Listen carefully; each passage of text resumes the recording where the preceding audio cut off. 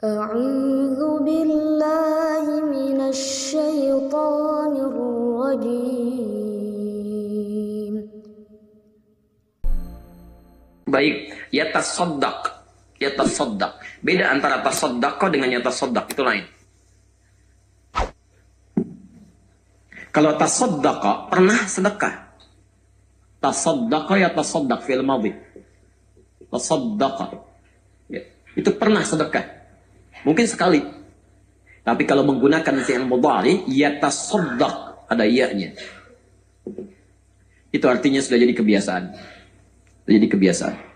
Fi'il mudhari itu menunjukkan sekarang, seterusnya, dan nanti. Present, continuous, future. Yatasaddaq. Jadi memang orang ini punya kebiasaan sedekah, Masya Allah. Sedekah. Luar biasa.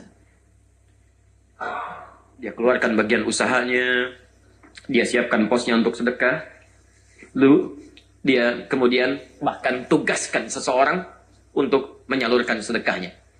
Kemana disalurkannya? Kita baca. Yatasaddaqu biha, dia siapkan dinar-dinarnya yang terbaiknya untuk bersedekah dengan dinar itu. Fawada'aha inda rajulin, maka dititipkan kepada seorang utusan kepercayaannya. Punya utusan. Ya. Yuk, siapkan. Begitu sudah ada posnya, ayo tebarkan. Sampaikan. Ya. Kita lihat apakah dia membagikan langsung atau dititipkan di satu tempat. Ya. Kita lihat. Jadi Anda nanti bisa ambil pola ini. Ada kelebihan, pisahkan untuk bekal akhiratnya. Ya, barangkali hak orang lain dititipkan di tangan Anda. Setelah itu, Anda kemudian pisahkan, bisa tunjuk orang nanti, atau bisa lihat ke satu lembaga, atau Anda sendiri kemudian mengantarkannya. Mari kita lihat beberapa kemuliaan. Nanti saya ceritakan kalau masih ada waktu di akhir. Ya, ada seorang sahabat nanti bersedekah dalam hidupnya, langsung mengantarkan dengan tangannya dan dimuliakan oleh Allah bahkan saat wafatnya. Ya, jadi ada yang mengantarkan langsung, ada yang dititipkan, ada yang punya utusan. Yang ini termasuk yang ketiga.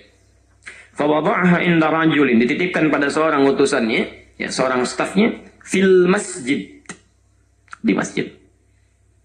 Di masjid. Jadi dulu masjid itu fungsinya bukan cuma sholat. Tidak juga dengan taklim. Boleh untuk menghimpun sedekah, ya, zakat, infak. Demikian assalam kalau ingin melakukannya. Ya, tapi ingat, rajulin fil masjid berarti ada orang khusus untuk menerima. Jadi ada ilmunya. Ya, awas jangan berlomba pada sesuatu yang resikonya tinggi. Ngumpul-ngumpulin zakat, infak, sedekah, tapi tidak tahu penggunaannya, itu bisa celaka nanti. Karena orang lain kalau sudah menitipkan pada Anda, tugas dia selesai. Tugas Anda belum. Hati-hati itu. Jangan dikira mudah. Ya. Apalagi misalnya kesenangan ngitung-ngitung saldo tuh. Umumkan saldo dikejar-kejar, tapi nggak digunakan. Anda akan ditanya itu. Ya. Begitu saldonya banyak, misalnya fasilitas masjid belum bagus juga. Ya. Toilet tidak bagus, airnya keluar, mushaf tidak ada. Perangkat untuk ibadah susah. Anda akan ditanya, ngapain ngumpulin saldo banyak-banyak? Yang punya juga bukan Anda. Masjid rumah siapa? Rumah Allah, bukan rumah Anda. Yang paling tidak ada kerjaan, ngumpul-ngumpulkan uang, hitung-hitung yang bukan punya dia itu. Dan gak digunakan, itu paling gak ada kerjaan itu. Paling gak ada kerjaan. Hitung-hitung. Cuman numpang bangga aja. Gak dapat apa-apa. Alhamdulillah, saldo kita hari ini. Kita umumkan pada jamaah. Bangga aja, dipakai enggak? Kayaknya, apa ya? Saya gagal paham saya. Gagal paham. Jangankan masuk ke dalam otak, ke telinga aja nggak nyambung. Ya, agak susah itu, agak susah nangkapnya. Ya, maka itu Pak, kalau nanti ada pos untuk zakat, infak, sedekah, harus ada ilmunya tuh, harus tahu. Ya, yang kotak-kotak itu juga harus bisa dipastikan tuh, itu kotak apa? Bisa nggak pastikan kalau ketika diputarkan barangkali ada yang niat zakat ke situ? Ayo, ketika kotak disimpan, bisa nggak yang memastikan yang masukkan ke situ mungkin barangkali niatnya zakat, tapi dia belum tahu ilmu.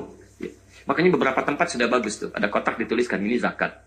Yang ini infak, ya, atau ada pengarahan dulu. Ya, sesi untuk pengajian mohon jangan masukkan zakat di situ, nanti sulit nyarinya. Ya, kalau mau zakat langsung masuk ke ruangan samping, silakan sedekah atau infak saja, boleh, ya, boleh. Dan penggunaan lebih spesifik tentunya. Ya, semoga Allah memberikan kemudahan insyaallah. Ya, biasanya kalau sudah diantarkan, Allah berikan pahala lain. Jadi kalau tadinya cuma sholat, sudah mulai berzakat, tuh Allah mau nambah pahala. Ya, supaya lebih berkah, lebih berkah, lebih berkah. Ya, dan kita harus kompak, tolong dibantu ya, tolong dibantu. Ya, antum jangan banyak menuntut tapi tidak punya kontribusi. Assalam nggak bagus tuh mic-nya, berantakan. Anda sudah nyumbang apa? Apa kontribusinya? Jangan cuma dikeluhkan, ayo bantu, minimal perbaiki. Ya. Pak, kok nggak ada yang azan sih? Oh, Anda sudah azan belum? Saya ke Garut, Masya Allah, berapa pekan lalu, Begitu subuh berangkat ke masjid. Ya, yang lain sudah adzan. Di situ saya tahiyatul masjid karena ada petugasnya. Barangkali belum adzan. Saking semangatnya karena ada yang belum adzan, ibu-ibu langsung datang ke situ. Ibu mau kemana? Mau azan pak. Ini semangat yang kurang ilmu gitu ya. Itu nyata itu ya. Kasus terjadi yang kami alami sendiri gitu ya. Jadi jangan kalah cepat ya. Jangan kalah cepat pada sesuatu yang tidak tepat. Ya, mumpung masih ada waktu, pelajari dulu kemudian amalkan. Jelas sampai sini? Baik. Jadi kebiasaan bapaknya senang bersedekah berarti pengusaha. Pengusaha ya. Senang bersedekah digunakan kemaslahatan masjid rumah siapa? Karena itulah Allah gerakkan langsung Rasulnya. Rawat keluarganya. Lihat anaknya. Jadi kalau Anda dekat dengan Allah, Allah akan perhatikan Anda. Allah akan perhatikan Anda. Nggak percaya silahkan. Robah aja kebiasaan kita dekat dengan Allah. Akan lain suasana diri kita. Akan lain. Ya. Nah, cuma ini yang paling menarik. Ya, dirawat dengan baik, tumbuh, ya. Kemudian diberikan pendidikan disiplin tingkat tinggi. Disiplin. Ya. Dan akan ada tipikal seperti ini. Bapaknya pengusaha, tapi tidak ingin melihat anaknya enak seketika. Ya. Kamu saya berikan modal aja. Modal ilmu, hartanya cari sendiri. Ada yang begitu. Ada. Ya. Dia akan tunda sampai warisan terakhirnya. Oke? Okay? Tapi dibiarkan anaknya supaya muncul kreativitasnya. Ya. Ada yang memudahkan, langsung kasih perusahaan, langsung kasih ini dan itu dan sebagainya. Ada tipikal orang yang disiplin tingkat tinggi. Sekolahkan, berikan ilmu, cari sendiri. Nih saya kasih modal sepeda. Ya, kasih modal sepeda. Supaya kamu bisa dapat pengalaman macam-macam dan sebagainya. Nah, Yazid kepada Ma'an termasuk demikian. Satu kali, Ma'an mendapatkan kesulitan dari keuangannya. Ya, ada kesulitan sesuatu, tapi tahu bapaknya rajin sedekah. Rajin sedekah. Dititipkan di mana tadi? Dititipkan di masjid. Saat dititipkan ke masjid itulah kata Ma'an, fanji'tu fa'akhadtuha fa'ataituhu biha. Ya. Maka saya datang ke masjid itu, saya mengambil bagian dari sedekah bapak untuk modal saya. Ya, ambil bagiannya. Ya, untuk kesulitannya, bukan modal bisnis ya, ada kesulitan tertentu yang tidak dijelaskan di sini. Jadi bapaknya sering sedekah, minta belum tentu diberi langsung oleh bapaknya, ya karena ada disiplin tingkat tinggi itu. Ya maka cara terbaiknya menurut Ma'an saat itu, ya kemudian pergi ke masjid, tanya pada orang yang biasa, saya minta bagian sedekahnya, saya termasuk yang membutuhkannya. Bukan zakat ya, kalau zakat kan nggak boleh anak dizakati, ya? Atau anak kepada bapak itu nggak boleh menzakati. Ya, kalau dalam masa pengurusannya, kalau dikasih uangnya, kasih makanannya dan sebagainya itu nggak boleh dizakati. Ya. Tapi apa yang terjadi? Fa'ataituhu biha, maka diberikan itu. Diberikan itu, fa'akhadtuha, diambil oleh Ma'an. Ya, diambil. Bayangkan ada anak datang ya kepada utusan tadi yang diberikan sedekahnya ya di masjid yang mau disebarkan. Ya kalau ngelihat anaknya datang minta, dikasih nggak? Dikasih, masa ditolak? Ya, Masya Allah. Pak bin Raf rajin sedekah, misalnya nitipkan ke Asalam. Anaknya datang. Pak, bapak sedekah ya? Iya, saya minta dong bagian sedikit. Gak bisa nolak tuh. Ya. Gak bisa nolak, dikasih. Maka begitu dikasih itulah kemudian bapaknya datang. Sampai informasinya. Anak saya terima sedekah. Dikejar itu, dipersoalkan oleh bapaknya. Faqala, maka bapaknya berkata, Wallahi demi Allah, ma iyaka aradtu. Yang saya maksudkan dengan sedekah ini bukan untuk kamu. Untuk yang lain. Ya. Ini ada nilai pendidikan di sini. Boleh ya, boleh. Tapi nanti kita lihat apa kisah yang terjadi. Ya. Yang saya maksudkan dengan sedekah ini bukan untuk Anda. Bukan. Untuk yang lain. Ya. Anaknya juga kemudian keberatan dengan sikap itu. Ya, dia juga karena sering ta'lim, tahu ilmu. Ya. Bukankah boleh dia menerima sedekah? Boleh kan? Secara fikih boleh. Secara fikih boleh. Karena ketika uangnya sudah dikeluarkan oleh bapaknya, sudah selesai. Bapaknya sudah selesai tugasnya. Kepada siapa dibagikan dan diambil setelah diterima, itu urusan yang lain. Anaknya paham ilmu itu. Minta, gak mungkin dikasih. Agak susah nih. Yang paling mudah, bapak sudah keluarkan, saya ambil dari bagian itu. Karena saya berhak menerimanya. Jelas ya? Anaknya salah nggak? Tidak. Tapi bapaknya merasa maksudnya bukan ke situ. Ya kan? Maka berdiskusi di situ, fahasamtuhu, maka kemudian diadukan persoalan itu kepada Rasulullah SAW. Ya. Fahasamtuhu ila Rasulillah SAW. Maka kami adukan, saya adukan peristiwa itu kata Ma'an pada Rasulullah SAW. Datanglah bapak dan anak Rasul. Anda bayangkan, nanti lihat dari kisah yang menarik ini Allah izinkan terjadi, ada pelajaran besar yang sangat indah di sini. Ya, ada pelajaran besar. Bapak dengan anak ke Nabi ingin bertanya, mendiskusikan persoalan agama. Pernah nggak begitu tuh? Masya Allah. Biasanya cuma nyoba solusi saja, solusi. Itu masalah sedekah dengan pembagian. Bapak anak tuh nyambung. Ya, Masya Allah. Apa yang terjadi? Lihat jawabannya. Ini intinya. Faqala laka ma nawaita ya Yazid. Yazid, kamu sudah dapat pahala dengan niatmu. Dengan niatmu. Walaka ma akhadta ya ma'an. Dan ma'an, kamu sudah terpenuhi kebutuhan dengan mengambil hakmu. Selesai hukum Nabi. Yazid, niat kamu apa sedekah? Karena Allah. Ya sudah, kamu sudah diberikan pahala dengan niat. Tidak ada urusan bagi kamu untuk memastikan kepada siapa itu diberikan. Jadi maksud Nabi ada kemudahan di sini. Kalau Anda sudah mengeluarkan itu, tugas Anda selesai. Selesai, sudah. Ya. Karena Anda titipkan pada yang terpercaya. Kecuali kalau diselewengkan, baru Anda pertimbangkan kembali. Ya. Tapi kalau digunakan dengan baik, tidak ada masalah. Kata Nabi, jangan banyak dipikirin. Pikirkan mungkin yang kurang aja, yang kurang. Tanyakan kurang enggak, itu aja. Ya. Tapi kalau masalah sampaikan ke sini, sampaikan ke situ, sudah. Tugas kita selesai dengan memberikannya. Jangan mengurangi pahala dengan mengungkit-ungkitnya. Ya. Jelas sampai sini? Kecuali kalau Anda sudah tahu kepada siapa dititipkannya. Misal, Anda tahu bagian dari sedekah itu, Anda bagikan, itu selesai masalah.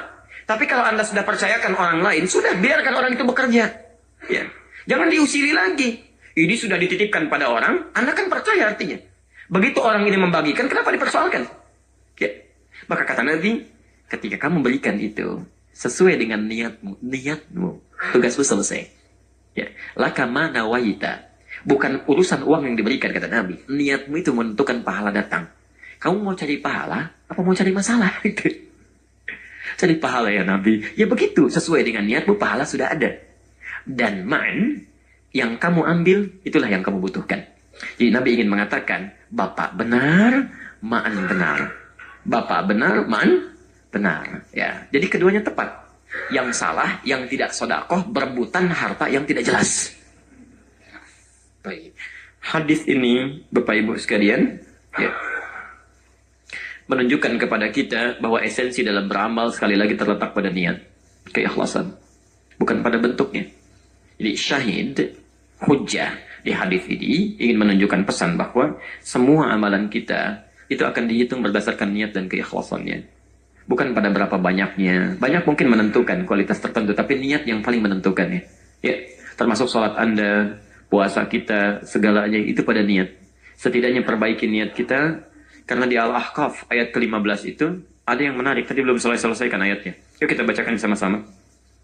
Rabbi auzi'ni an ashkura ni'mataka allati an'amta alayya wa ala. Belum selesai sampai situ. Teruskan. Wa an a'mala salihan. Kemudian tarda. Ini ujung kalimat yang paling menarik. Bukankah doa ini diminta oleh Quran? Sering dipanjatkan setelah lewat usia 40 tahun? Kalau sudah sampai usia 40 tahun, kata Quran, ayo terus. Ini antum yang sudah merasa 40 ya, itu harus sudah digunakan tuh tiap hari, jangan sampai tertinggal. Karena itu perintah Quran. Perintah Quran. Yang 40 ke atas tuh. Apalagi yang 40 ke atas tuh ya. Ya coba cek ya, masing-masing aja dilihat tuh ya. Baik. Yang di bawah 40 juga jangan merasa belum tiba saatnya. Gak apa-apa Anda gunakan. Ya, gunakan itu. Perhatikan kalimatnya. Saya ambil ujungnya saja. Wa an a'mala salihah. Ya Allah, mohon bimbing hamba untuk menggunakan sisa usia ini untuk memperbanyak amal soleh. Kenapa kalimat ini muncul? Karena jangan-jangan sudah diberikan 40 tahun, amal solehnya belum cukup. Masa ada anak diberikan 4 tahun sudah hafal Quran, Pak? Bu, 4 tahun. Dan sudah pengen ke masjid, padahal belum wajib. Ada orang diberikan 40 tahun, Quran gak hafal, ke masjid masih malas. Ya. Coba barangkali masih keras hati itu. Kalau hatinya keras, maka minta kepada yang menguasai hati supaya dilembutkan hatinya. Lembutkan. Ya. Nah kalau suami masih keras, ibu yang minta. Ibu yang minta, jangan dikeluhkan. Jangan dikeluhkan. Kalau ibu mendapati suami belum soleh, tugas ibu menjadikannya soleh. Karena saking sayangnya Allah pada pria itu dititipkan pada ibu. Karena cuma ibu yang bisa membantu dia soleh, jangan dikeluhkan. Ya. Ikut ke pengajian, tiba-tiba salah menyimpulkan. Duh, suami saya masih salah. Saya cari alternatif saja. Lebih baik mencari suami lain yang sunnah daripada suami yang bid'ah. Bantu beliau supaya mendapatkan tuntunan yang sunnah, jangan ditinggalkan. Ya. Karena Anda yang paling tepat itu kata Allah, cuma kamu yang bisa, yang lain tidak. Makanya dititipkan pada ibu.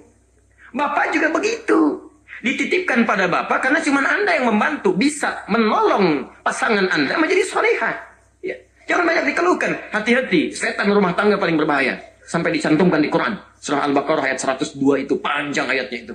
Tugas utamanya, yufarriquna bihi ma bainal mar'i wa zawji. Memisahkan hubungan suami istri yang sudah harmonis. Pisahkan itu. Dasim namanya itu. Perempuannya dasiman. Ya. Hati-hati. Itu kerjanya luar biasa, Bu. Hati-hati. Ya, ibu sudah harmonis, disayang-sayang, semua ada. Ikut pengajian. Pengajian ibu-ibu yang ngajar Ustadz. Begitu terpukau, kagum. Kenapa ya suami saya tidak seperti Ustadz? Dibuat lupa tuh. Seakan-akan hilang semuanya. Ya, hati-hati ya. Hati-hati. Ayo coba pulang kompak. Perbaiki keluarga seluruhnya. Ya, dari keluarga besar, anggotanya, dan seterusnya. Semoga Allah Subhanahu wa Ta'ala memberikan kita kemuliaan seperti Allah berikan kepada Akhnas, Yazid, dan Ma'an. Insyaallah. Sadaqallahul azim.